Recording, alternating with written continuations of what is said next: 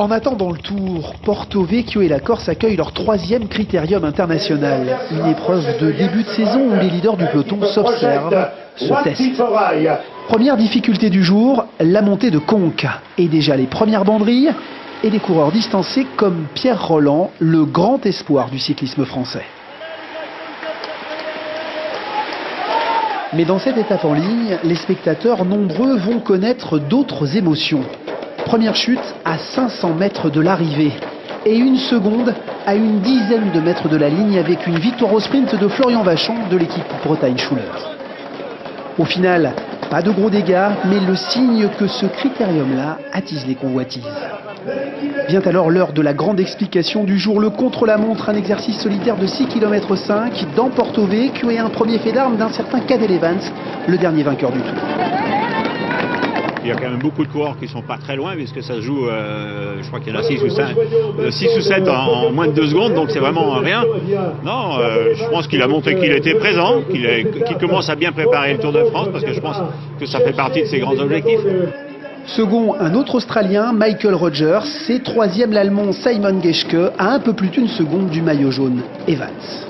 Maintenant, il a la possibilité de gagner le général. Et c'est une bonne chose hein, pour tout, pour les organisateurs, pour la réputation de l'épreuve, pour le public qui est présent ici,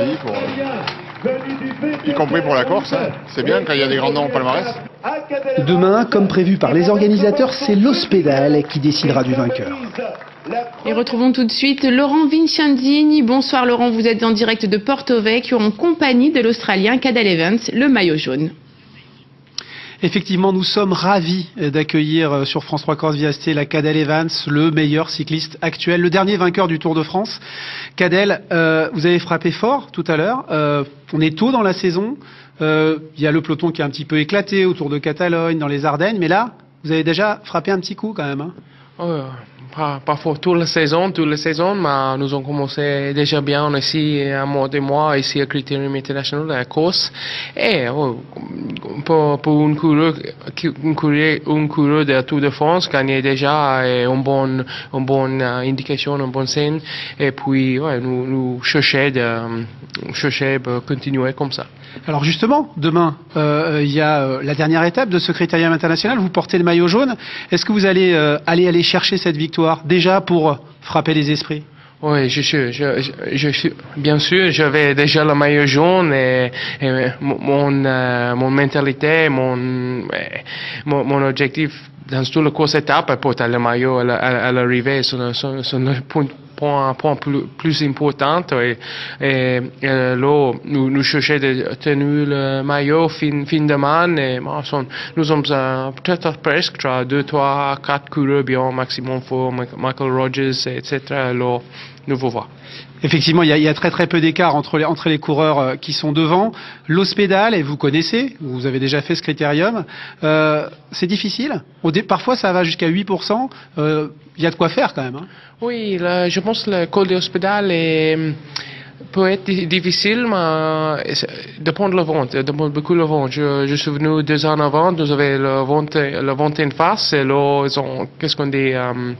ils ont fait la course un peu négative, et puis alors ils ont revendu, je ne sais pas, 20, 30 coureurs, quelque chose avec le dernier kilomètre, mais sans vente et une autre chose.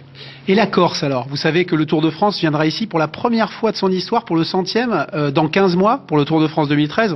On compte bien que vous y soyez, hein, d'ailleurs. Cadel, la Corse, qu'est-ce que vous en pensez? Est-ce que c'est une terre de vélo?